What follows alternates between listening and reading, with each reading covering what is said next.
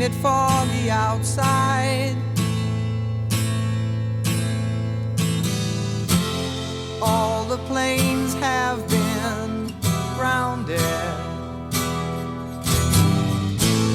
Ain't the fire inside? Let's all go stand around it. Funny, I've been there, and you've been here.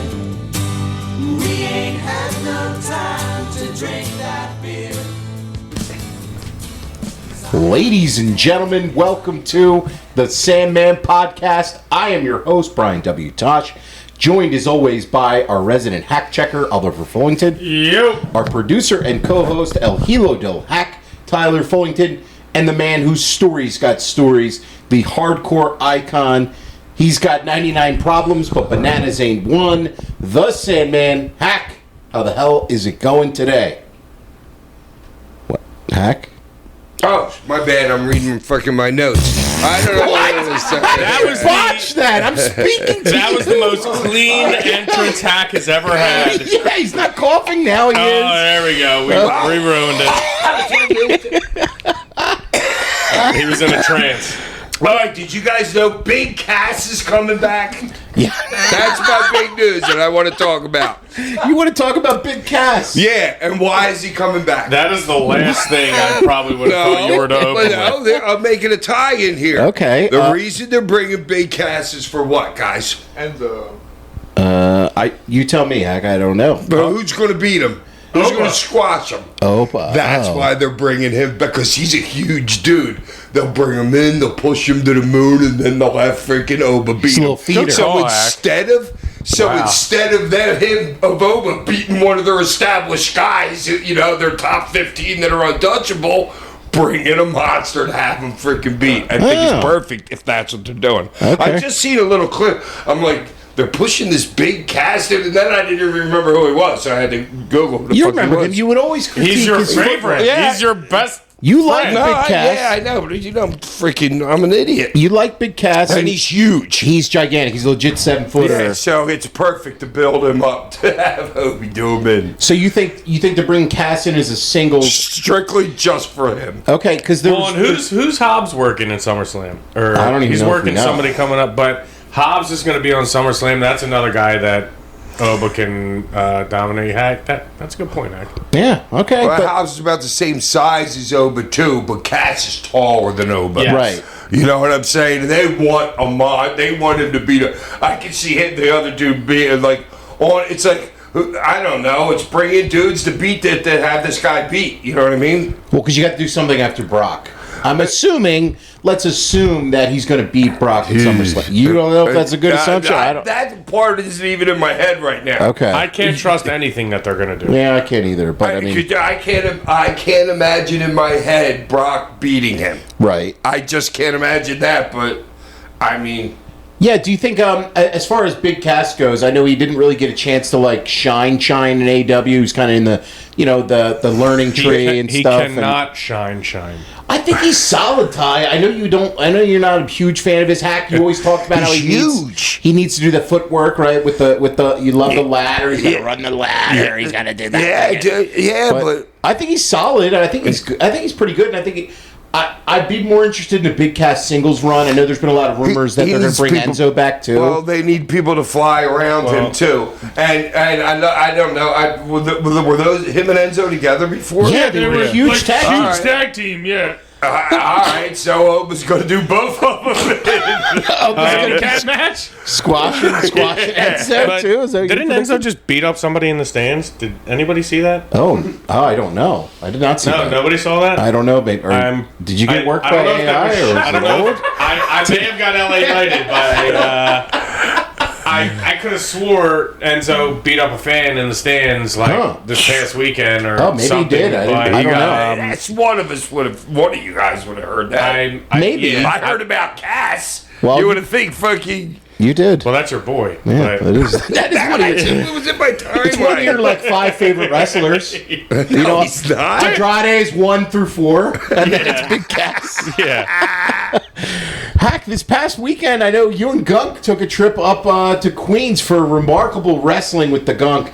And the Gunk called me The Gunk took a great video of you doing your entrance before. And it's just so funny, too. First of all, I have to rip your pajama pants attire, your work from home attire. That, dude, you can't throw on a pair of jeans.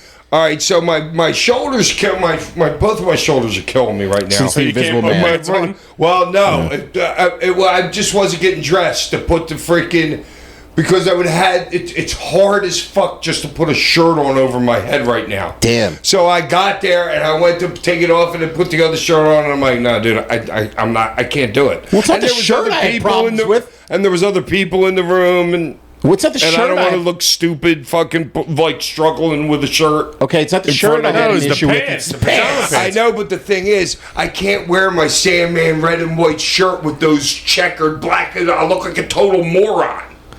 Yes, So that's why I kept the shirt. we're talking about putting on a pair of jeans instead of pajama pants. Yeah. That's what we're talking about. Yeah. Or the American flag ones or just any other kind of pair of pants. Well, you know what? I didn't even think about just putting jeans on. Yes, that's what we were talking about this whole time. Never even entered my mind. But you went to the ring with your pajama pants, your dad, Nautica loafers. It was easily the biggest pop of the night. Okay. Like 10 times bigger than Dreamer or what? Wasn't it, Gunk? Yeah, and it astonishes me every time. I ain't lying, dude. My pop was double both of theirs combined. You literally I was just there a month ago. And you were in pajama pants, looking like you rolled out of bed. I know, it's great. It's fucking phenomenal. You have just worked yourself into this niche that like nobody gives a single fuck what you do. They just hear the music and want to see you drink a beer or dude, I will be a beer. grip keeper going out there freaking to that song. As long as I stay alive, dude, I will be grip keeper to the ring. Paulie, when Paulie told him just wear what you wear to the arena, he actually took that to heart. He's still doing it to this day, Paul. He's still doing it to this day. That's fucking great. And how was it though? Like hanging out with Tommy, Justin, and Rhino, great. man. Just just bullshit. Gunk will have some good stories because Dreamer tells about how queer Rhino was with the day I died and came back to life. I loved it because I finally finished the Trinity. Well, not the Trinity. Yeah, it was the Trinity of people that were there when Hack died. I never got to talk to Rhino about it. I talked to Fonzie. I talked to Raven. I've obviously talked to Hack about it. And But Guido was there too. But he wasn't in the car with you, was he? I think he might. I said this to Gunk. Called me up right after you did your entrance and said this. I think Guido was there. I don't know. Rhino and Raven and But either way, Fonzie never said he Rhino was told in the car, story? but- yeah, Rhino told it too, and he says he still has the phone that he called 911 on. Oh, and how queer he was. Because Rhino was young in our company, and it was Dreamer said it was his first show that he was booking before Paul. Like, Paul wasn't even there the night before. Oh, yeah. No, Guido couldn't have been there because Dreamer was like, oh, yeah, Guido was in the locker room. And when Rhino came in and he was like on the verge of tears, he's like, man, who am I working? These guys are fucked up. Like, I'm late. He's like, Sandman's dead. And Guido's like, uh-oh, Sandman's dead. That's what he said. like he dropped his like sandwich or something. Like, uh-oh, Sandman's dead. Like, Hack's dead. And so, yeah, so I don't think Guido, I don't know, I could be wrong, I wasn't fucking there. But all right, apparently Guido wasn't there. Okay, so Rhino picks it up they were in the hotel room. I think we had because of guys. Yeah. All right, so what happens? This is insane. I thought it was like 4 or 5 a.m. Rhino says it was like 7 a.m. Well, yeah, Hack works. What, that you OD'd? No, that happened at like midnight or so when we were driving. So this is 6 hours. They take me to the hospital. Those guys check into a hotel. I pull the shit out of my the wires of shit that are in my arm, and I go to the hotel. I show up at the hotel. I walk in the door, and he asks where the bottle of vodka is. And the first thing I said was, "Rhino, where's the bottle of vodka?" And I just died. And fucking a couple hours ago. And apparently Raven was like, don't you think you should throttle it back a bit, Hack? Like, fuck that. Hack goes, you're one to talk. You just introduced me to fucking shooting fucking doxies. Oh God. That was a good story. And then Hack went and found the vodka and poured himself a drink. God. Oh man, that's fucking So crazy. Raven's on the road with you guys partying like motherfuckers, goes into Tommy, I can't fucking do this anymore. Sandman's dead. Rhino. I mean, Rhino's just not used to that. I mean, who would be? Imagine. Well, he was a young kid. Yeah, I mean, anybody, even an old business. person dealing with that is traumatic for his Yeah, son. well, yeah, I know, but the funniest thing was he came in and the first thing he said is, "These guys made me late." He was just worried about. That just shows you're such a young kid, Yeah, right. fucking, like. Well, he's trying to make an impression. Like, he's new in the company. Yeah, he's like, I swear to God, it wasn't me. It was Yeah, we're them. late. I think Tommy let that slide. Who were you traveling with? Yeah. Hack. You're good. Yeah, Tommy's I like, is get Hack alive? He's He's like, God, you're good. And you ended up working that weekend. Yeah. That's dude. That is the That's that craziest night. shit. I know. That's After fucking. shooting a 40. How was Justin? Great. Sober. That's good, Good. man. Good for him. Because That's all that counts. Well, Yeah. because I've That's seen all the fucking I've counts, seen him dude. posting. I loved it. Yeah.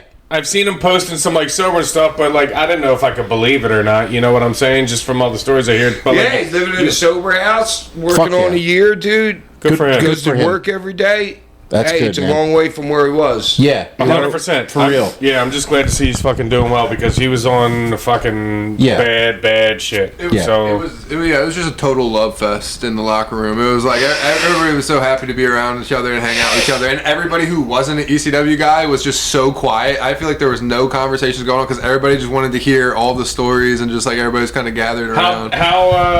how big was the fucking locker room? I mean, It wasn't too big. It wasn't that big of a show either. There wasn't that many people. I've Unless there seen was 20 another- feet by 20 feet was the locker room. all right. Well, because I've seen the arena, but the last time, not the Yeah, well, we it's not weren't an even arena, there. but like we didn't even go into the locker room. Right. We were outside, and you made your entrance from the outside last time we were there, so we didn't get to see it. But Yeah, it was as soon as you walked in. Like to the from left? before, remember the Yeah, last up the time? stairs to the no, left. just right in on the left. that's what I'm saying, up to the left. Yo, Yeah, from the street. I think the New York fucking athletic commission, it might be kind of strict because the medical lady walked up to me. She was like, "Are you working tonight? Like, I need like all your information." I was like, "No, I'm not working tonight." No, I'm just a guy Zhang. I'm not working. No, but I'm just here, guys, jigging. That's awesome, man. Shouts out to Remarkable Wrestling as well, man. No, but Check think them out about- on social dude, Those media. guys are great to No, work but with. Yeah. think about being in that locker room as an independent wrestler who's, I mean, Gunk, did you know any of the independent wrestlers that were there? I knew Journey Burke, and she actually posted a picture Oh, I did see that. Yeah, with yeah, yeah. all the ECW guys. I know her too. And- She might have been there the last time we were there, I think. She works. We've booked her for PWE. So Maybe that's where I saw her I think in her from. caption she was like, it was so cool listening to the ECW stories and Well, stuff. yeah, but like, think about you're in that locker room and you got Dreamer, Rhino, Justin, Hack. I mean, yeah. you literally are just trying to soak up anything, like hear anything, soak up anything you can. I'm surprised they even got put together their matches. You know what I'm saying? If it was different and it was me and it was like Morocco and Superstar, you better believe I would have just sat there and fucking when the fucking made a peep. Right. I might not even have stayed in the room. They might have kicked me out. Who knows? Yeah, anytime I saw Back then. Dreamer had a moment, and like I didn't want to bother him too much, but like I just talked to him about. And shit. what Tried to- advice did he give you, Gunk? You said you asked Tommy for some advice. He gave me a bunch of good advice, but What did you ask? Tell him anyway.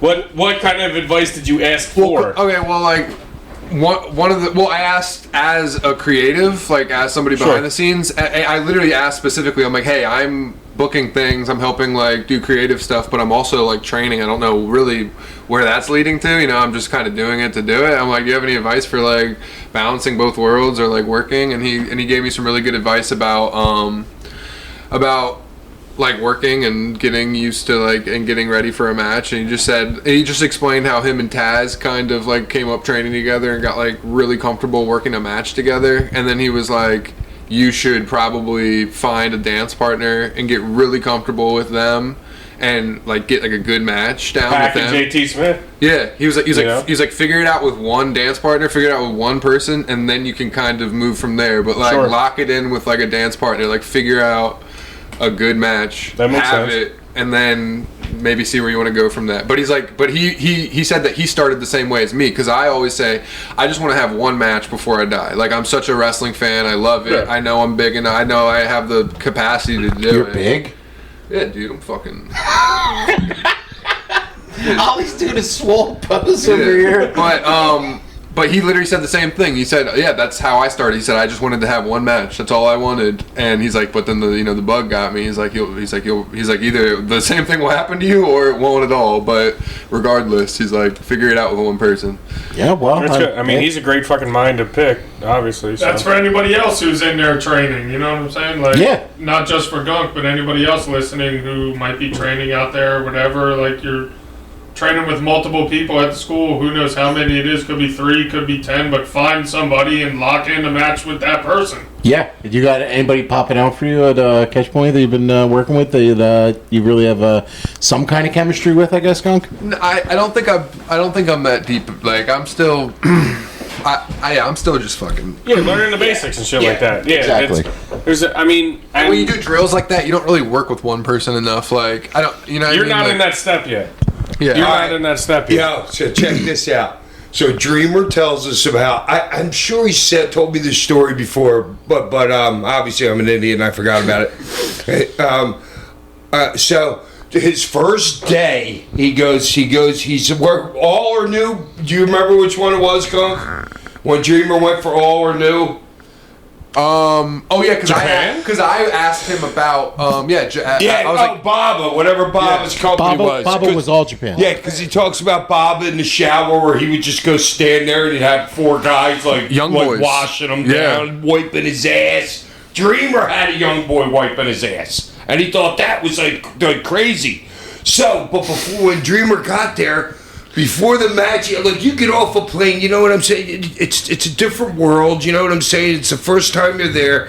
You get off the plane, and he goes to the building, and he's not expecting this. And they want him to. Do you remember what they said they made him do before the matches? like fucking 100 squats or something. Yeah, No, like something crazy, like 500 squats, 100 bumps in a row. You had to stand there, take a bump. Get up, stand there, take a bump. Oh, that's what it was. It was like 100 bumps. It was like 200 bumps before the fucking. He said he couldn't even move. He called his dad. He wanted to quit. He literally called his parents for a freaking and wanted them to send him money so he could get a ticket to come home. Yeah, because I asked. I didn't know Dreamer trained in Japan. Yeah, that's why I kind of wanted to know, because I was like, I feel like all the ECW guys I can think of their time in Japan, and I don't really remember seeing. Like, I know Dreamer did, but I can't really think about it. So I just asked Dreamer. I was like, hey, what's your time like in Japan? He's like, I fucking hated it at first. It was a good story. I like to hear it. No, he used to say that the fucking wrestlers could just walk up to the younger guys and just smack the shit out of them, and they would, like, frequently, like, just for no reason, smack the shit out of them just because they could. Thank you, sir. I'm sorry for being here.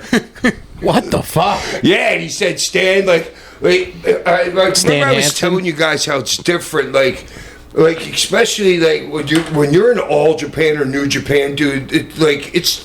You have to understand it's the difference between high school football and a professional football, like professional wrestling here and professional wrestling there. Like how the whole society takes it, how the wrestlers it's real there.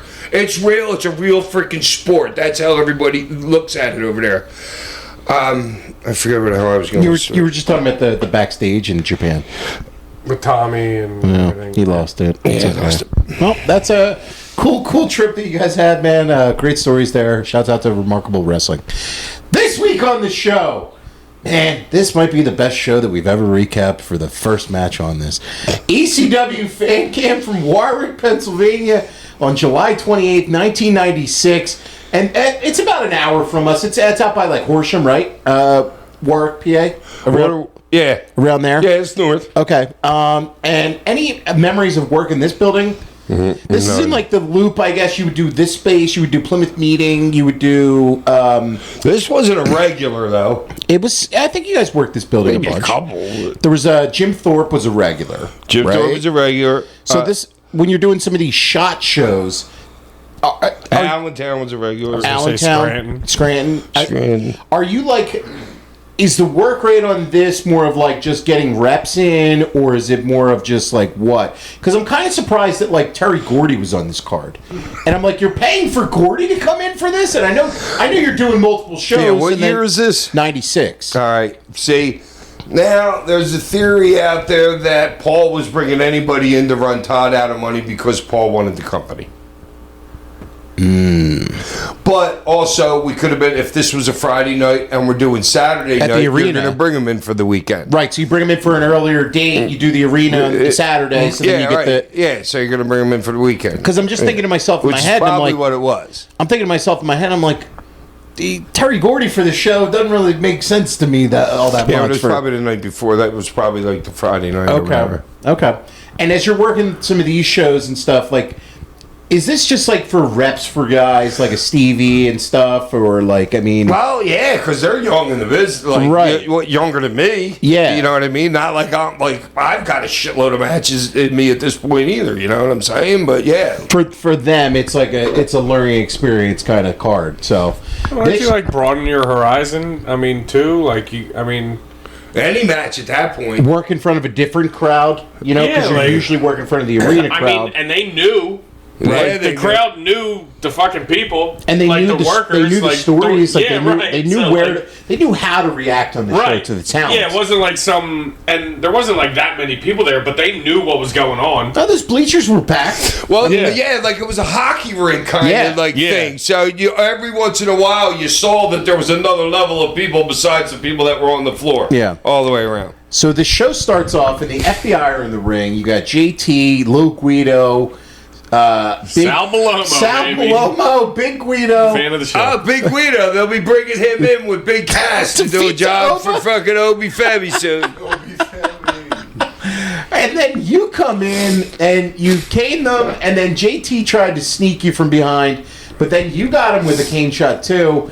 And then this is, I mean, guys, this is the Taz's best. first match of the night. This is the most beautiful match we've ever reviewed on this show. Taz sneaks up, he chop blocks you, he suplexes you, and then Todd I runs. sat out on him. Then Todd, no, I think you were just too heavy. He had no issue getting. He didn't snatch me low enough. Well, he's trying to take care of me. You know I'm injured here. Yeah. Todd runs out and he hits Fonzie. I love Dude, when that good with the fucking he looks like a girl fighting. Oh, my God. It's great. You gotta understand how much Todd's loving doing anything, and one being out there with me and Fonzie, you know what I mean, and two fucking just having anything to do with wrestling. Yeah. Todd just Todd loved looks it. like such a pansy throwing a fucking punch. Like, dude, that's so bad. Great. He's never in a fight in his life. I know, but that's he got what- beat up when he was younger, but that wasn't. But it being actually in a fight. makes it look more believable. And That him and like, Fonzie are going at it. It's like two pansy asses fighting. It Yeah, makes it's it even freaking better. great. Which Fonzie later at the main event. We'll talk about it later. Yeah. So Todd runs out, he hits Fonzie, but then Taz throws him off, and Missy's out there. And Missy, at this point, oh my God. She's got on like this white skirt and just absolute smoking. She wakes you up, and then you cane the shit out of Taz. And then Taz gets back in the ring, and we have the Sandman podcast dream match here between Taz and Sandman. We did way more than I thought we were going to do. It goes 1 I minute. don't remember any of this. This match goes 1 minute. Taz picks your leg, and he works you over in the corner, and you Irish whip him. And then you lift Fonzie up into the ring off the apron, which was a great spot. And then you go for like over the top. you go for like a double DDT on them. But then Yeah, that was horrible. Stevie's out there, and he has you, Ty. And then you get in the ring, you hit the pose on him, and Taz German. Great out. It's great out. It's a great out. Just Taz- posing in front of you getting choked out. Yes. Like literally just like. Yeah, As for some reason that Raven has a part in you getting choked out by Raven. Yes. Is that like- Yeah, he's in the back. Oh yeah, send Ty out there. Yeah. The guy's getting beat up. I gotta say, I know, it's funny. as- This is how we're going to open the show. yes, as the number one Taz fan on this show and an unofficial Team Taz member, seeing him squash you in a minute while Ty watches. This Did you come, Tosh? Did you come? I orgasmed, and it was great. I smoked a cigarette inside my apartment. I didn't even go outside. This is Tasha's glory hole The moment. dichotomy of the whole thing just fucking. I didn't think about it so much as I was watching it. This was the first infinite star match on the history of this show. I will give it. It's infinite. It is. It's omnipresent. It's just, we're just shying forever. Sha until the batteries run out. I shot all over the place.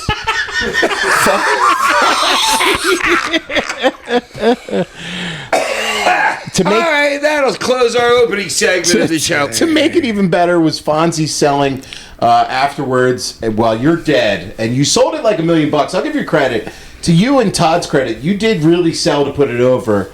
And I mean, Fonzie's just got the top rope in a headlock, blowing the whistle. Hilarious. Yes, it was just fucking So great. good. I mean, then how about Taz's shoe? Was this the same thing Taz showing the promos afterwards? yeah, that was at the How do you cut a promo and Fonzie's like in your like peripheral doing all I don't know, but he was able to do it. I don't know how he can do And he that was either. intense for it. Yeah, Like, it's fucking hilarious. Taz was such a great promo, and the act with him and Fonzie was such a great act. And this goes on from 95 through 96, and then Fonzie does the double turn at Barely Legal, where he goes with Sabu. And, I mean, just Fonzie and Taz, awesome act. This was fantastic for what it was, and I got to see you get choked out by Taz. Yeah, it was good. Fucking great. Infinite stars. Infinite stars for that one. Infinite stars around, Ollie. Infinite stars for that match. Infinite. Yeah, infinite. Sal To Baloney. infinity. Yes. Sal Baloney gets a couple stars himself. All right, baloney. What do you give Just that? his shoes, his pizza shoes. As you're watching your arch Little nemesis Caesars. choke you Oh, out. dude, just from that reversal, that and from the center of the ring gets 7 shots. 7 shots. Hey, for this? just for a reversal. Okay. A week out of my surgery. He weekend. still found a way to put himself Yes, over he somehow did. in Yes, that match. Yes, he did. Ty, what do you give it, man? Yeah, it's infinite shots. Yeah. Up next on the show was losers. Hollywood Nova taking on El Puerto We're obviously in Ricano. cahoots here. Yes, Listen, we are. I was in it, so Yes, Ty was in it. Yes. I get it now. So this was just pretty much a showcase for Nova to do his thing, and I gotta ask, like, as far as I know, like modern wrestling now, and a lot of older wrestlers are like, guys, just do move. Did anyone in the locker room ever talk to Nova or tell him to like slow down or do less? Because Not me. Nova's like the definition of just move guy. Like, it's, Yeah, no, but I think that's. I don't know, because Paulie was so ahead of his time. It's like I think Paul could have done that Danhauser thing like equally, but I think Paul realized that when there was those geek people in the world, that he was kind of, it's like the Big Bang Theory, that show that I fucking love.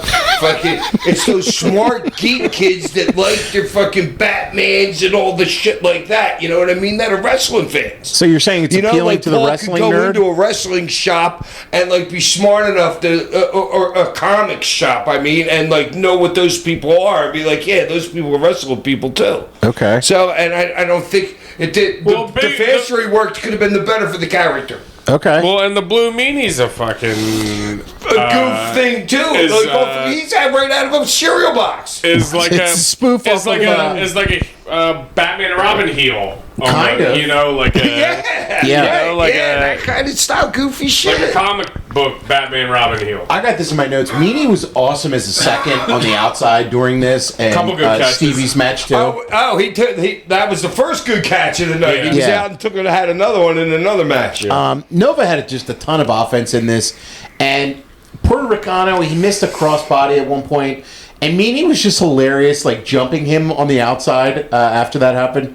Nova got the win after a roll-up. It was just kind of a nothing match. I mean, I don't really have much for this. I actually thought it was all right for what it was. Puerto Ricano was like was the resident squash match guy. Upper guy, yeah. Yeah. And he actually got a little something in here. Well, I guess Nova's not really a squash match guy, but I'll go 1 star for it. Ollie?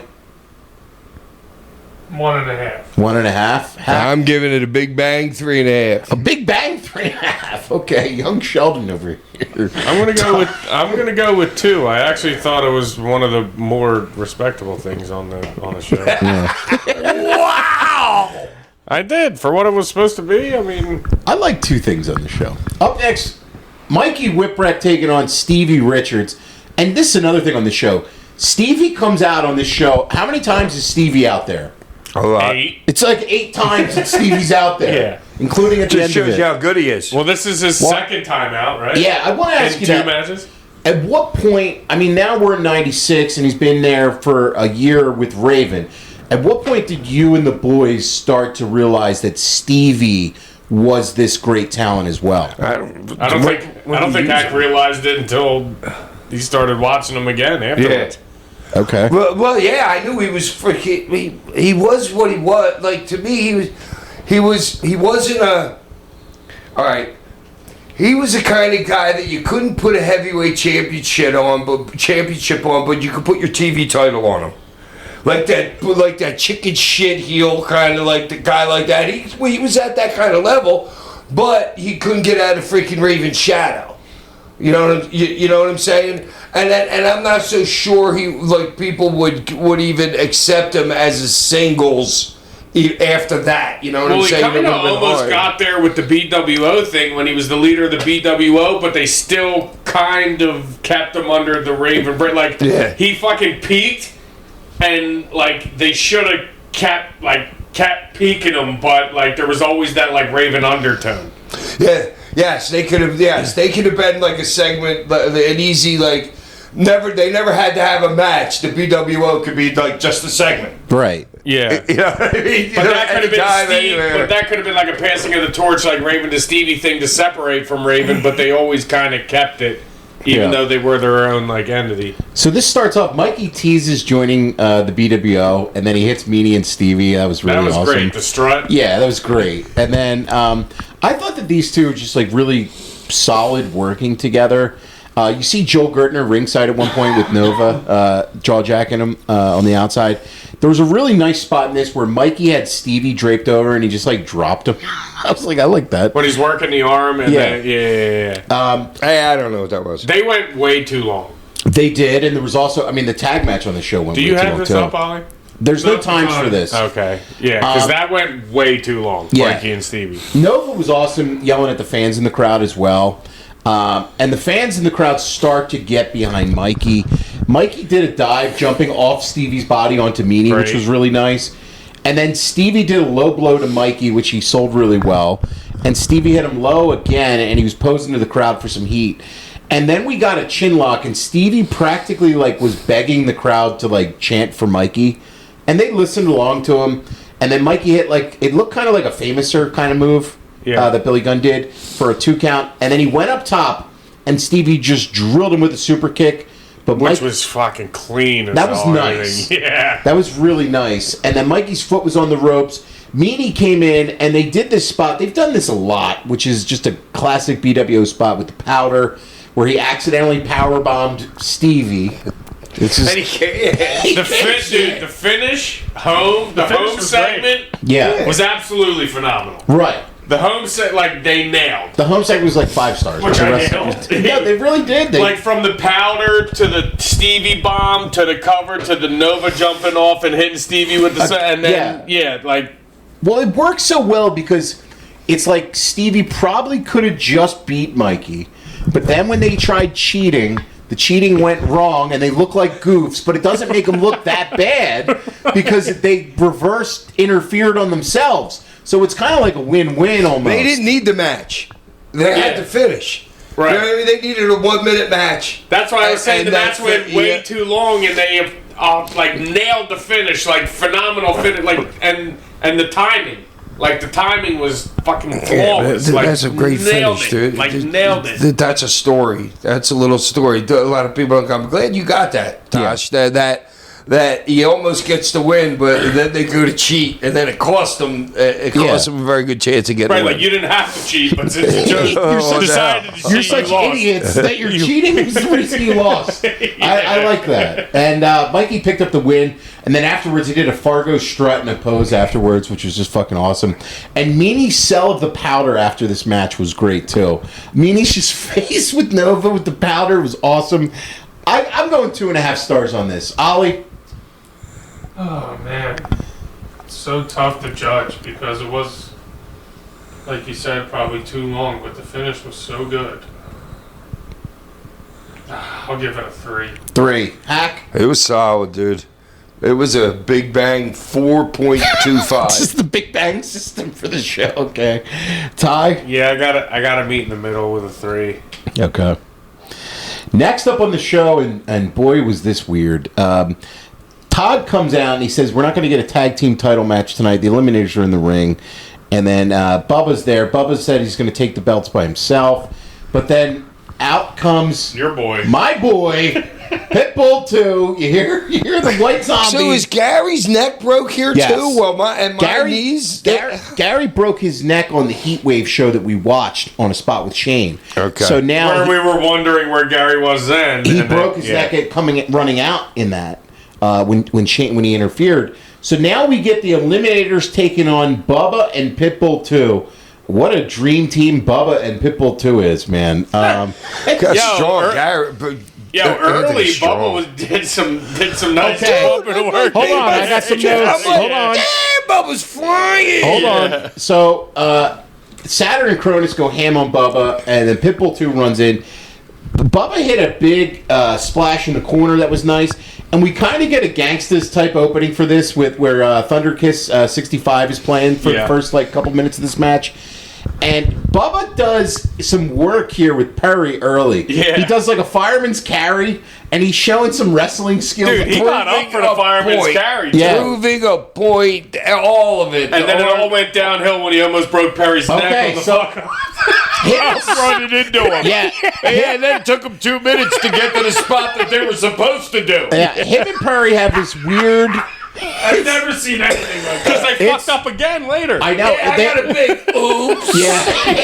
Yeah. Dude, Perry's lucky he didn't break his fucking neck.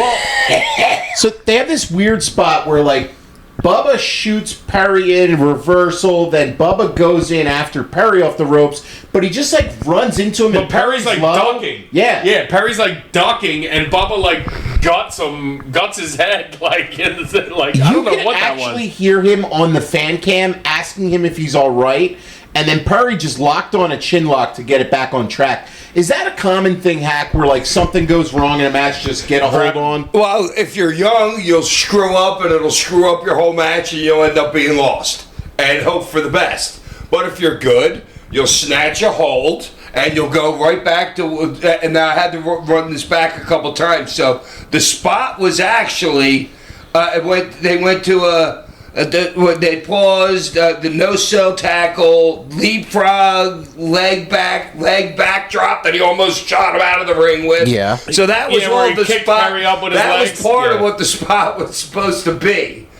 That's because that's what they went into right after that. Yeah, there was that weird spot where Cronus.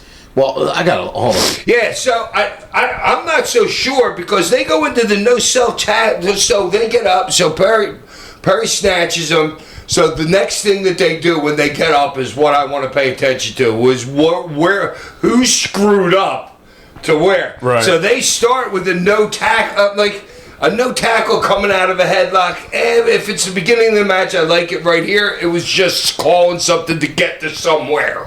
Okay. Makes sense? You know what I mean? Yeah, but do you think they just bypassed it though? Maybe. Yeah. Yeah, maybe Because the match went another 30 minutes. So Yeah. I think they just This literally. is the first 5. This match went 20-something. Because they literally might have just fucking bypassed it.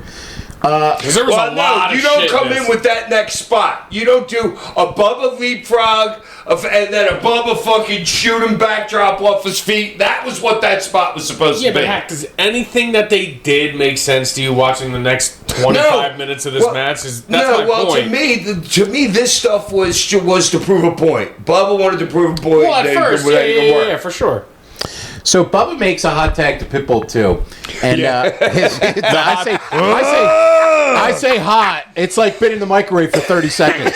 Yeah, but it's funny though. But the crowd popped for him when he Yeah. was in there. Yo, and He's a total heel usually. Bubba's a total heel usually. So and he snatched Cronus like he was a baby He on did. a power slam. Yeah. I was like, yo. Anthony's strong, dude. I used to work out with him every day. he's bumping around the Eliminators. Cronus missed his handspring elbow in the corner, and then Pitbull hit a power slam on him, and he caught Perry going for a moonsault. He slammed him too.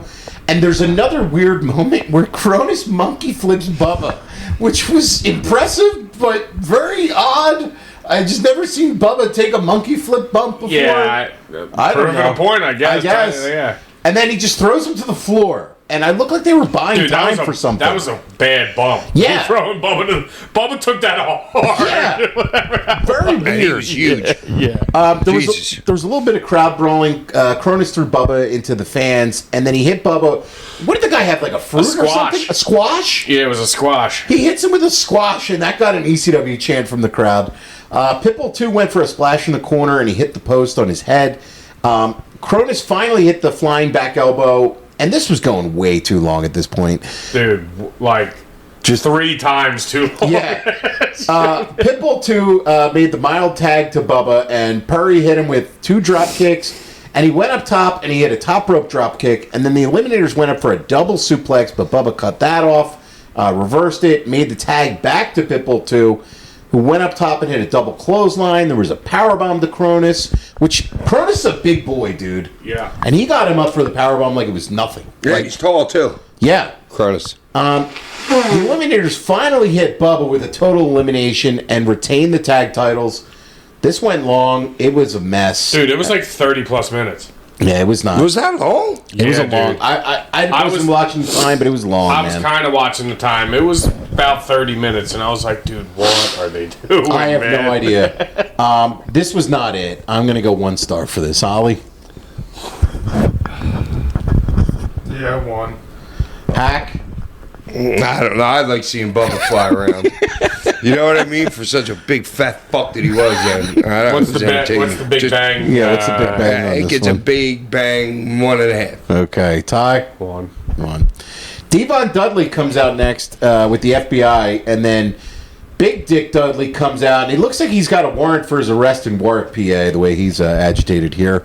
He's probably coked out of his mind. And we get another Big Dick Dudley and Big Guido showdown where he clotheslines him over the top. Bashes Big Guido with the backside of the chair. Oh my God, it was fucking dangerous. It was just dangerous. Big Guido hits him twice, and then he stops it, and he doesn't. I know. He doesn't turn the chair over. He just bashes him with the backside of the chair twice. Hack, you've said this before, where you guys would get to the building and Paulie would be writing up the cards on a napkin. This definitely felt like a napkin Paulie card. No, it was Raven coming in with notes on a napkin, and Paulie just putting the show together right there on one piece of paper. That's how this show felt to me. Yeah, you know what? I'll have the FBI come back out again after they did the first time. And have Stevie come out 9 times in the show. And it's just, that's how the show felt to me. It felt like a napkin show. But it's so funny because, like, it made it feel like every angle was intertwined and anything could happen at any point in the show. Like there was nothing that didn't make sense almost. It's funny because having no continuity all kind of was ECW's continuity. Yeah, right. Like anything's possible. There was a story there all night. Right, it's more like a show story than like a match kind of thing. It's almost like a play. Yeah. But you know how Paul could do 3 matches and you wouldn't even know that there wasn't a bell in between any of them or whatever. It's all rolled. Yeah. That's kind of how this was. AEW almost kind of does the same thing in a way. They do it on TV in a little bit. It's like the Don Callis family is in the ring, night, and then you roll right into their tag match. That is true. They have been doing some stuff like that. Night. Yeah. Up next on the show, your boys, Hack, the Harris brothers, taking on the Gangstas. This was a complete mess, as you would expect. Yep. And Hack, I know that you said there was no love lost between Jack and the Harris brothers. Well, yeah, he's the one that helped me when they were beating the shit out of me. Hey, Jack. I was in the kitchen at that point. Somebody made a save for you. You're usually one making late saves for people out there, but yeah, Jack was there for me. Jack was ready to fuck up some racist, I guess, for the. Yeah, they all knew what each other was about. You know what I'm saying? They knew each other what they were about. And this the tattoos will just show you what the Harris boys are wearing. I mean, this match though, watching it, it's weird how wrestling, they were great guys out there. They were good dudes. They were good old boys. They weren't TNA. Fucking, we got along fine. Yeah. Oh, they power bombed me through hell one time. a bunch of chairs one time. Take this hack. You But bum. then I told him because I had to sell. Like, I had to sell for like 5 minutes. And I'm like, you guys got to do something big to me. And they're like, okay. Fuck me up. Sure. So I have to a power bomb, dude. A power bomb from one of those guys. Oh, like the double and the other fucking one helping him, yeah. Yeah, doesn't seem fun. This is a Gangsters and Harris Brothers match, so I don't know what you guys would be expecting as far as work rate, but we do get a Samoan run in. The Harris could work, though. Yeah, those guys could work. They like weren't- tackle, drop down, hip toss if you really wanted to. Yeah, they weren't For like big dudes, yeah. Yeah, they weren't. They weren't like just they brawlers. footwork, everything. Yeah, and obviously they worked everywhere in the business and everything. Well, you got your typical Gangsters finish with a New Jack flying chair shot. Yep. Then And that's easy. That's easy. So That's an easy spot. the Gangsters matches, they never get rated on the show. They are what they are. Yep. BWO is out now for the 5th time tonight, and Tommy's out with Terry Weren't Gordy. the Samoans in that match? The Samoans did a run in. They had a run in. Yeah, they had a run in. Terry Gordy's out there with Tommy, and he kicks. Dude, that's three pretty strong teams out there right there. You know what I mean? The Samoans, the Gangsters, Well, freaking...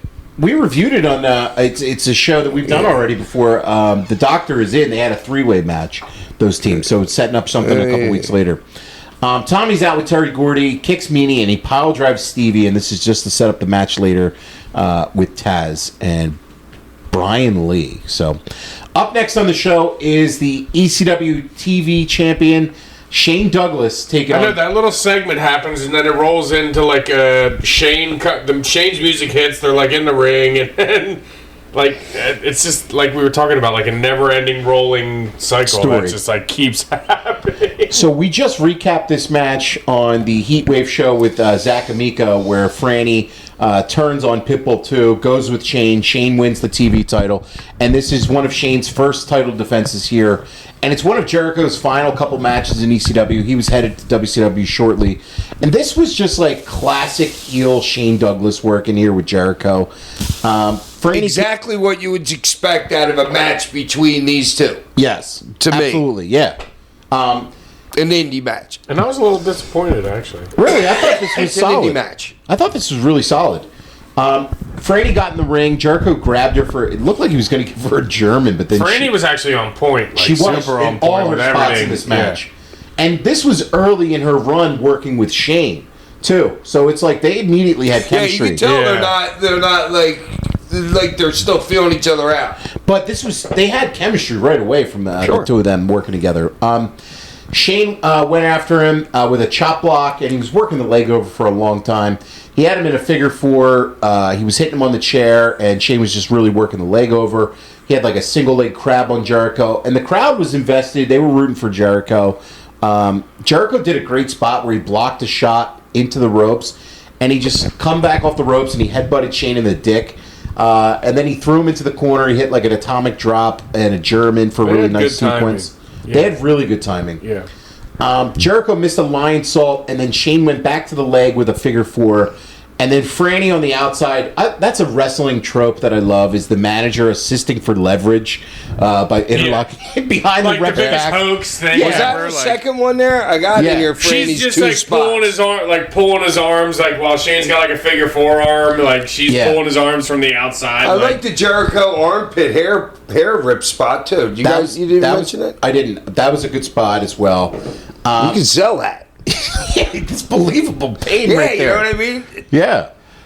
Jericho was able to reverse out of the, but then Franny came in and raked his eyes behind the ref's back. Jericho Behind the ref's back. behind the ref's back. Shane, dude, that's good shit. You know what Well, I'm saying? That's good shit. If you're doing it in front of the ref, like Stevie was going for some low blows on Mikey that were like kind of in front of the ref almost, and it's like it loses its value. If you got Meanie out there, there's no reason why freaking that the ref should see anything in that match. Right, that's your pick and certain roll. matches. Yeah. Yeah. You just easily do that. Jericho hit a roll up off a suplex attempt, and they traded near falls, and then there was just a quick pin. It was a little confusing Well, I kind of when they did the 1 2 1 2 1 2 1 2 1 2 3. I wasn't like- expecting that to be the finish, but then when it was, I was like, oh, that's fine for what it was. Right. I thought this was solid. I'm going to go 3 stars for it. Ollie? 2.5. Hack? I don't know, solid. Yeah. I was a little underwhelmed. I know, but it was an indie. It was an. It was an indie. It was a 3.5. Yeah, I was a little underwhelmed as well. 2.5. 2.5. Okay. Up next on the show, And also, like you said, I don't know. Was Jericho out of here right after this? he had That two could more. have something to do with it too. He had 2 more matches after this. Yeah. So yeah, that It could was have 2 more something to do with matches it. or what? A month maybe? No, it was a couple weeks. Like I think maybe a week or so after this. We could have been working like 30, 35 weekends a year at this point. That's what I'm saying. It could have been a month, like, you know? Like, I mean, I don't know. It's not like Jericho's yeah, sitting out on Shane. Right. Yeah. Up next on the show was the main event here. Tommy Dreamer and Terry Gordy, which is an interesting team, taking on Taz and Brian Lee. And Stevie is out for the 7th time tonight. I was wondering what the heck he's even doing out there. And Fonzie with sunglasses, his shorts, and Looking the whistle. great. And a never-ending whistle blow. Never-ending whistle. The whistle did not stop blowing the entire match. Did he ever have like bad hearing or anything from the amount the whistle? Was anybody annoyed at the boys ever? Was something just tuned out? Did anyone ever say He Fonzie didn't blow stopped it in the blowing locker fucking room unless we were doing a promo. No, but I can Or in imagine the car. I can imagine somebody being like, "Yo, can you stop blowing the fucking whistle during my match? I'm trying to fucking think." Taz. I see Taz giving him shit. I know I said it on the live Heatwave pod, but he really does look like a starter at a golf course. I love this heel. Who? Fonzie. I love this heel look. Dude, It's and just I'm not fucking- even exaggerating. You watch this match, the whistle doesn't stop blowing. No, it's it the entire literally time. doesn't stop fucking blowing the entire time. Yeah, it's amazing. I don't know how he did it. Yeah. So He still does it. Yeah. Cocaine's So- a hell of a drug. when Nancy went to when she finally went to WCW and she was with Chris and she screamed at ringside the whole time. That's because they didn't want to give her spots in the ring and stuff like that. She goes, "So I'm going to scream the whole time so they know I'm there." You know what I'm saying? So that's kind of like that's old school shit right there.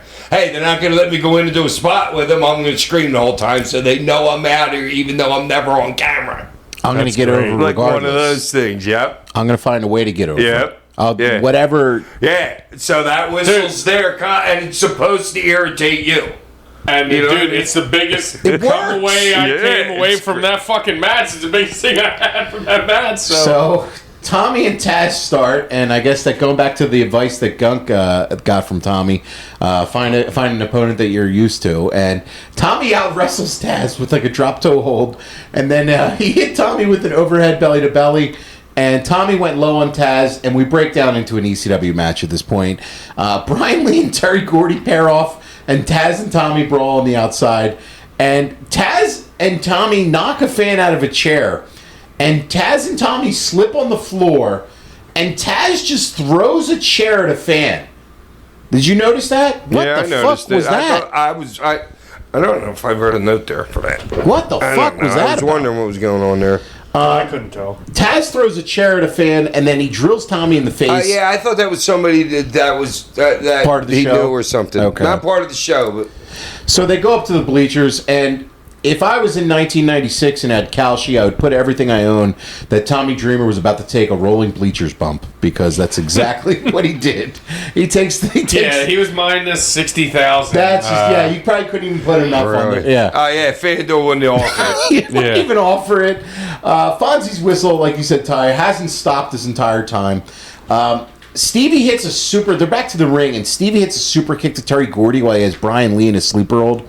And then Lee has some tape, and he chokes Gordy with it. And then Tommy tries to break him free, but Taz suplexed him and then chokes him out for the finish. But Gordy also gets choked out by Brian Lee. And then Beulah gets choked out by Fonzie. Puts her in a headlock. He literally grabs her with one arm and then puts his whistle in and starts blowing the whistle.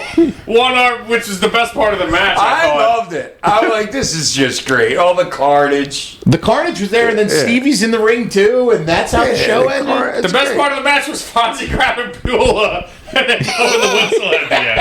That literally was the best part of the whole entire match. And I like it that you're not leaving the crowd on and up. Yes. You know what I'm saying? It's heat. And A lot of like indie promoters don't have the balls to do that. A lot of indie promoters, you know what I'm saying? It's like, oh, you always want to leave them on a high note. Leaving them pissed fucking is good. I agree. Well, if you know you got a show in Philly the next night, some promoters have that luxury, some don't. You know what I'm saying? Like, Well, but I know, but there's been a shitload of fucking promoters on the planet that fucking had that was just their philosophy. Hey, I'm You not leave them on a good note. knocking Paul's lot, but I'm just saying it's like, hey, we just left you fucking shitty this night. Well, come to the arena tomorrow night and see what the fuck happened. You know what I'm It's an saying? hour away. Yeah. You know what I'm saying? I'd like to see what the card is if it was the arena the next night. I think the next night was your Lulu Temple match with you and Todd and him. It was. I'm pretty sure it was. No. Yeah, it was. No. I looked up the results online. Pretty sure I it don't was. believe that. Well, That it Lulu was. Temple was the night before that. No, okay. No, after. It was the night after. And then the arena I was the thought I next flew week. in that day for Lulu Temple that Friday. That was Friday was Lulu Temple. But I'm just saying, if you're running like double shots back-to-back nights, No, like, that makes sense. to set shit up. Yeah. This is fun for what it was. I'll go 2 stars for it. Ollie? 1.5. 1.5. Dude, I give it fucking a 13. 13. Just for Bubba's flying around, dude. I thought that just was... this match. this match. This Bubba's match. Oh. Yeah. Oh, I thought I was doing the whole show. Just this match.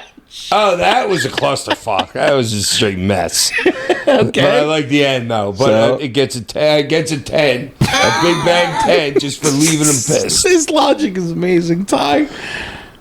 This is a 0.5 only because of come on. only because of Fonzie. Fonzie made it a 0.5. It wasn't for him blowing his whistle the whole time and then gripping up Beulah at the end. This would have been like a -2. That's your main event? That sucked. I like it. That literally sucked. I'm with you, Hack. I'm with you on No, that. I'm not talking about the result.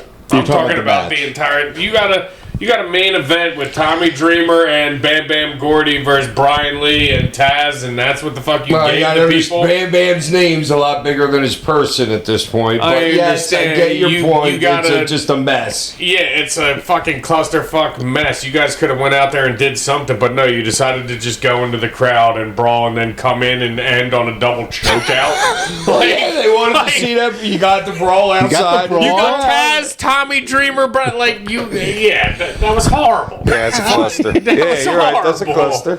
Next week on the show, AEW Redemption. So, next pay-per-view offer Dude, are they from running AEW. pay-per-views like every month now? They're not quite doing 12, but they're doing more than they were the year before. I feel like So, there's been one like every month the last. I don't know. They've been I steady. was sitting there. I was like, "Fuck!" There's another AEW, and I watched Dynamite. I was Dude, like, they're "Damn." on it right now. They are. Hey, they know Big Cass is coming back. They're worried. Yeah, they're shaking in their boots. Shit, Cass is coming back. Pump up the pay-per-views. Yeah, we gotta start dropping these matches now.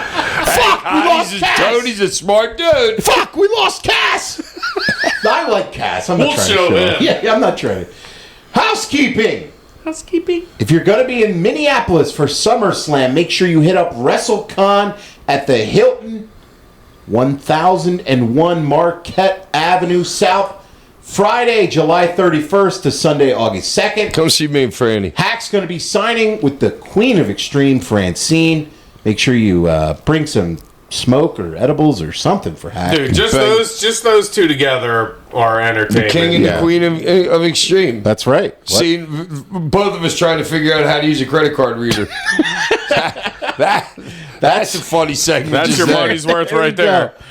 there. Make sure you check out Top Rope Nation Unplugged with Jesse Velasquez. He had me on this week to discuss PWE, WWE booking, preview the AEW pay-per-view, and to go over the four-way ECW TV title match from Heatwave 96 that we just did. Jesse only has me on to discuss the Pitbulls, it seems. So they do really nice work over at Top Rope Nation. Give it a listen. Mom, we didn't talk about this. Tosh is doing other hits now. He's going out and doing other I've hits. done his show before, man. He's asked me to come on before. Yeah, Mom, we didn't talk about this. I heard mom and I'm like, what the fuck are they talking Step Brothers reference. Yes. I don't know what they're talking Toss about. is just going out on his own. And No. He's being a butterfly again there for you know. Spread your wings. Oh, thank I you, mean, boss. they got to be like Boeing 747 wings to get that wide body off the ground, but just saying. The Wright brothers fucked. Nice. They wouldn't have got off the ground. That's what I'm saying. Wright Brothers 2? Right. But we would not but be flying today. ECW Wrestling Day, Sunday, September 27th.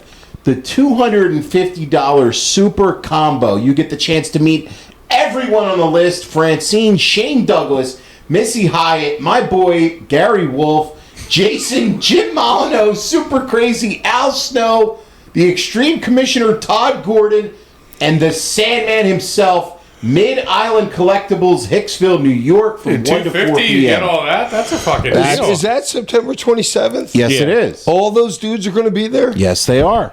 Yeah, that is an awesome. Like, honestly, for the convention circuit, you can't beat 250 for that. No. I mean, seriously, That's a Big Bang 1000. Yeah, you want to talk Big Bang? That's a Big Bang 1000 Yeah. if I ever heard one. Yeah. Make sure you check out Reactions with Hack and the Gunk and subscribe to our YouTube channel. Got some fun ones they're cooking up. So, Gunk, you gotta bring the reactions, bud. Gaijing. Listener questions, send in to sandmanpod@gmail.com. Please leave a name and a town. That's all that Hack All right, here we go. ever asks My favorite for. part of the show. Alex from Massapequa writes in, "What's up, boys? Have you ever tried an electric bong? I have a Zenko and I love it. It eats the carts a little faster than a pen, but it'll hit harder." Yeah, it almost killed me. The dude had one fucking last weekend. Take a number. Give me a dab. I almost died after a hit from that thing. Uh-oh. Fuck. Yeah, we were doing rosin. Electric Smoking bong. What was it? rosin, Electric man. bong? Electric bong, yeah. Have you ever Never used hit an an electric bong? I've never even Dude, heard of it. I thought we were taking a hit off of him at the fuck. that was a dab Those rig. are dabs. Yeah. Wait, the one that had the green and red fucking like Yeah. stripes down the side? Yeah. All right, well, I don't know what you're talking about. Then. Okay, we'll have to check that out. Thank you, Alex. Well, Hack's in. Yeah, Hack is in. If it comes with smoking something, Hack's in. Jagger Jack from Ben Salem writes in, All right, Jagger. "Hello there, Hackaroni and cheese, tater tosh, Ollie O's cereal, and Tyson chicken tenders. I couldn't think of one for Gunk. Speaking of which, how's his training going? I see he's already working on how to steal gimmicks, as he's stolen Brock Lesnar's gimmick of only showing up every few months or so." Yeah, Jagger Jack. Off the top rope, RKO out of nowhere. Last week's show, you guys mentioned how Hack never worked the six-sided ring. I'm sure he's grateful for that, as many of TNA's alum have said that it's the worst ring for taking bumps. Well, don't worry, he wouldn't have taken money in TNA anyway. Well, the way it's made underneath, who knows? It was probably could have been stiff. That totally makes sense. Yeah. Well, yeah, but it's not like you were taking bumps. He said, yeah, not there. He said- not many, a couple, he said, brings me to my question for like 3 big ones. for the king of taking tasty bumps. Hack, which promotion had the best ring you ever took a bump on, and which promotion had the worst? WWE and shitloads of indies. So WWE's ring was the best. Oh my god, it was like a pillow. Really? Yeah. That's Dude, awesome. I feel like it's even more. Dude, we went to the show and they started taking bumps. I went, Ollie. I was like, dude, that's like the lightest thing I've ever seen in my life. Like, lighter than when you were there, Hack. Like, way lighter than even when you were. Dude. Was it making like a sound? Could you like? No. It was like muffled. You're talking about when we went to Raw. Yeah. When we went to roll, like, me and Ollie were like, 10 rows back? And, like, dude, they were taking bumps. Like, it was just like. Like, See, it was like. you guys are going to TNA, right? They're coming. Yeah. If you guys go there, check, see what Like, that. it was like a trampoline almost. It was like it was nothing. I was like, that's insane. He said, which ring was like falling back on Big Sal's soft, fat belly, and which ring was like nothing but pure, hard, and stiff? Like whenever I see Francine. So How was he just- WCW's ring, Hack? I don't remember. You don't remember? Oh, okay.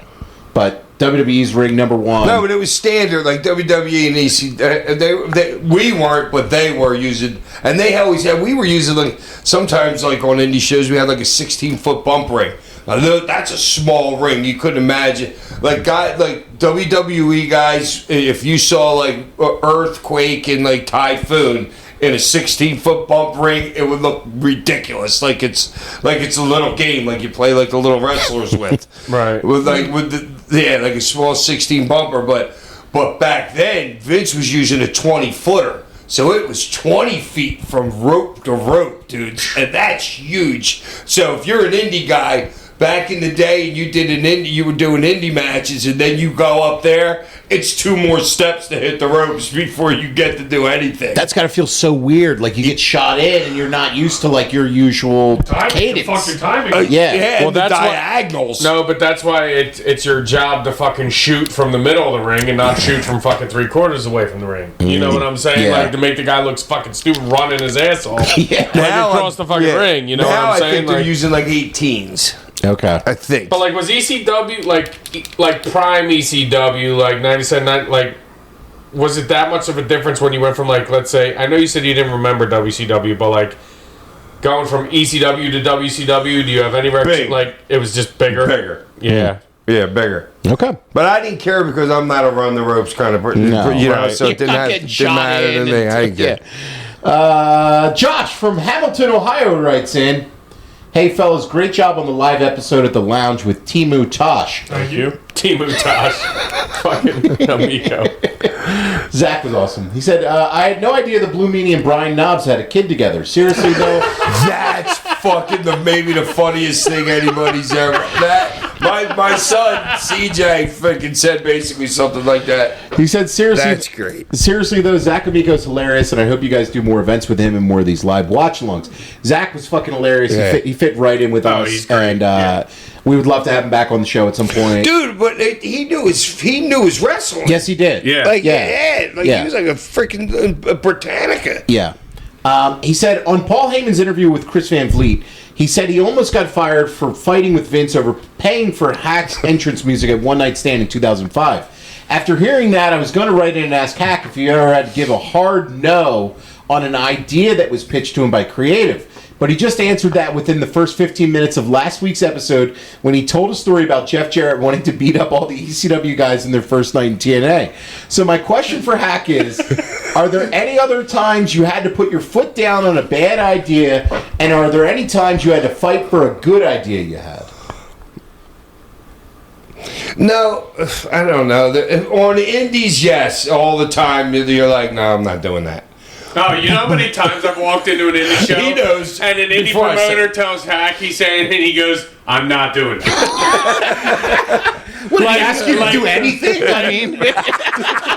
No, and it's not even Hack being a dick. Like Hack's just like that's stupid. Yeah. Like that doesn't make sense. You're going to bring me in here to do that? Yeah, like that's like it's not Hack refusing to do something that somebody would ask him for. Like Hack is literally just trying to smarten that guy up and be like, no, that's stupid. Like you're like whatever you're saying is not right. You know, but like Vince and Paul, you could speak your mind to Paul, whatever. But I had so much unbelievable trust in him. I mean, look what he did for me.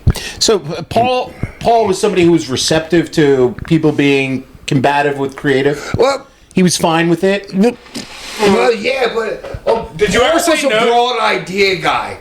Paul wasn't a fucking tackle, drop down, hip toss spot guy. He left all that up to us. He was broad strokes. Hey, this is the idea, guys. How you gonna? This is who's gonna win or lose. I never heard him once go to ask me what my finish was. Ever once. He'd tell me whatever. You know, he's told me I would You win. over, or you over, I've yeah. argued with him, yes, that he'd want me to win. And I'd be like, no, like little shit like that. You know what I mean? But no, he would never give you. Hey, he'd tell you this is what's happening. Go to it, boys. What about with promos? Because he seems very hands-on about promo. Well, yeah, because a lot of guys back. Well, see, you had your Shanes, you had your Cactuses, fucking, you had guys that could cut some fucking promos. You know what I mean? And you had other guys that needed some help. And he was like hands-on when it's promo time. Yeah. Oh, Like, dude, no, you're not saying that. Dude, I remember. I just remember, dude. We'd be there till fucking 2, 3, 4 in the morning cutting fucking promos, and we're sitting there watching, and I'm like still young and everything like that, but Paulie is literally. It's fucking one by one by one. Paulie is going over fucking individually with every single guy what he wants from them. And now he's not saying like, yo, you're saying this like 100, like going over a script with them or whatever. But he's like, this is what I want. Like, this is how I'm gonna portray it. Whatever. Now other guys like Paulie, like other guys who weren't as good as it, Paulie would be like, you know, give them like their finishing line and be like, and this is how the fucking boom, and that's where you get, you know, and he'd be like, and that's where you get them. Other guys, he'd be like, no, like you guys go, and Paulie would be like, no, that's not, you know, maybe do this, or Paulie would be like, fuck yeah, like next, you know, like yeah, like Hack said, some guys would be this, but like, dude, I'm sitting there fucking 7, 8 years old, like watching all these fucking promos, like Jesus Christ. Yeah, I'm thinking, hey kid, you gotta learn. You know, if you were an emperor back in the day, that kid be there, fucking, you better believe it. Yeah. Watching shit and learning. Nobody need to teach me to cut my promo, I'm just saying. Nah, I mean, half the time I'd be asleep and then wake the fuck back up, and Hack still would be like 5 away from doing his promo, you know, like everybody's doing their promos. Like, I've said this before on the show too. There's that behind the scenes clip of he'd be in the van sleeping, and we'd have to wake him up to cut a promo. oh yeah, That's happened many times. We did it fucking traveling to New York, and I don't know why we stopped at this random park, but I guess Paulie had like a random idea. The naked blue meanie video. And they basically said, Scotty, you're gonna do this fucking promo, the one where he's walking through the whole park and like, I am your salvation. This, that, and the other thing. Scotty does it in one fucking take, and they cut to me, and it's like, Quote the Raven, nevermore. boom, and Right. that was it. One take, the whole fucking thing. Scotty did one fucking take through the whole park, one take, boom.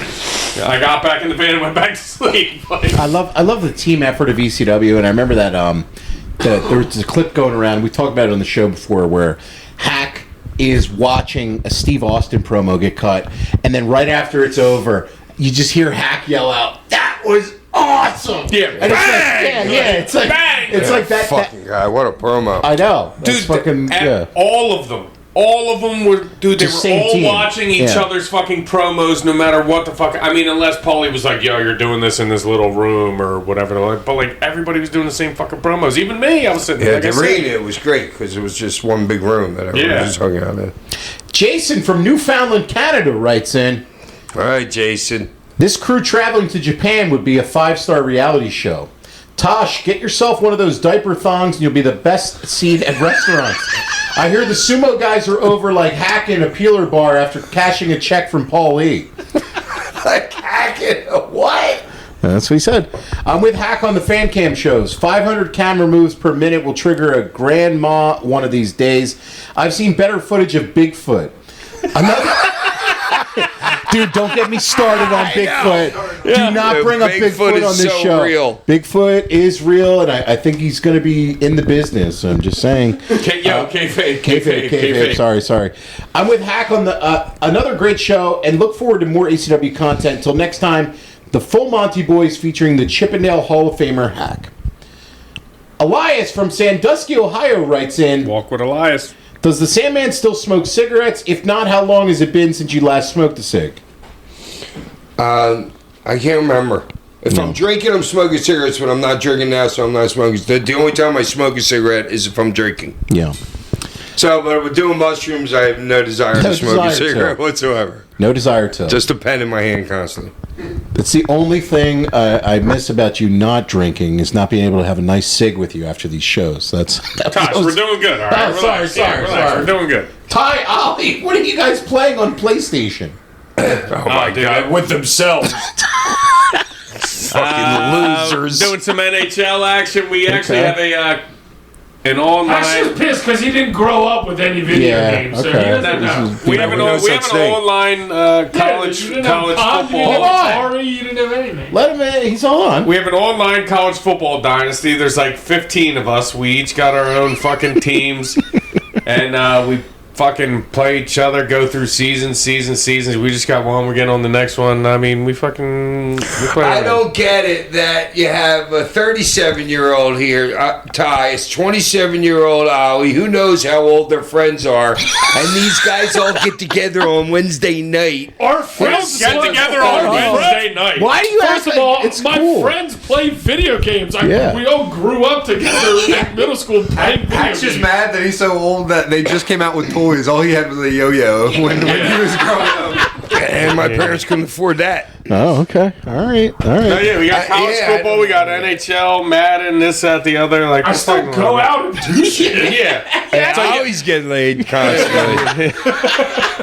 Hold on, Gunk. He's got a question for you. Gunk, when's the next reactions? Tonight, baby. Yeah, pretty soon. We're recording one tonight. I got a headache. Shout out to Dark Side of the Ring, Samoa Joe Necro Butcher.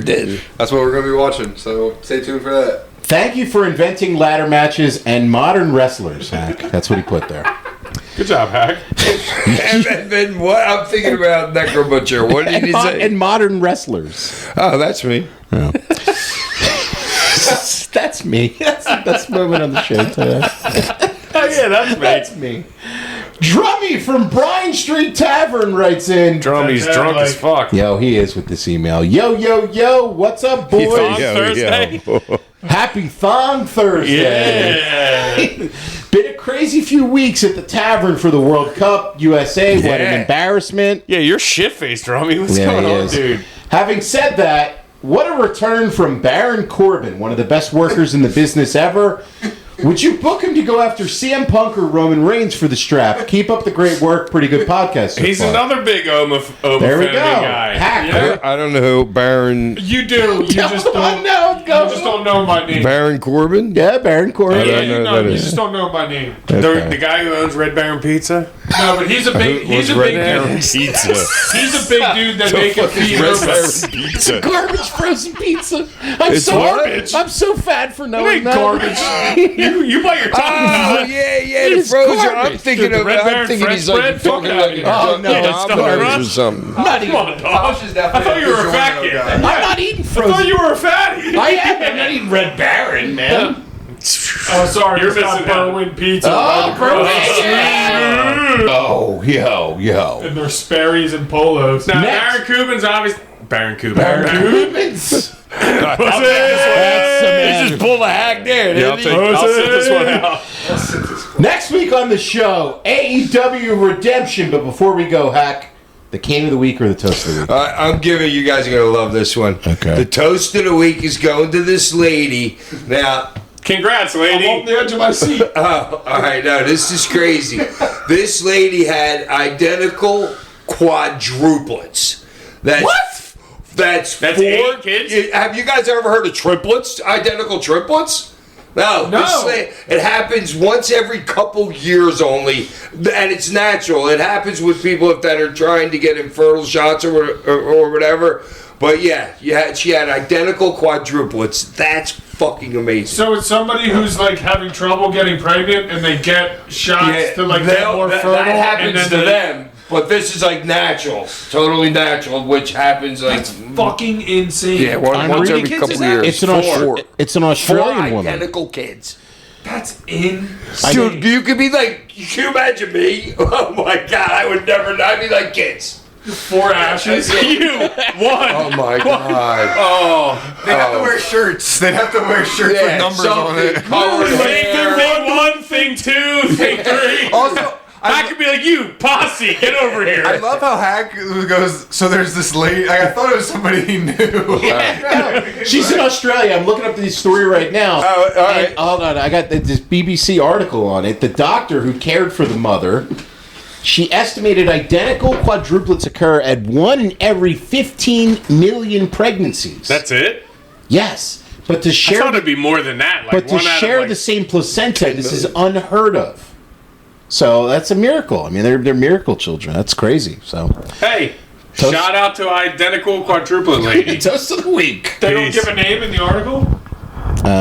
Name of the mother is no. I don't see anything. Sorry. Shout out nameless mother.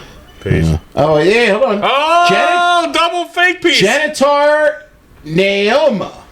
And her He husband. brutalized that. And her somewhere. husband Jormith. Yeah, how many births I'm are not there in making the this up. United What's the States? name? Those are aliens. Are you Those reading are alien gibberish? names. Huh? Janitar, Jenitar, and her name, How Ja many births are there in the United States a year? Amoana. These are people from the movie The Watch. You ever seen The Nominal. Watch? These are Martians. These are and her- not humans. and her This is husband- from Mars Attacks. Are And you her from Mars husband. Attacks? And her husband Jormith. Jormith is not a name. Jormith! Jorthan. All right, toast of the week: Genitar and Jormith. Yeah. Peace. Ain't it foggy outside?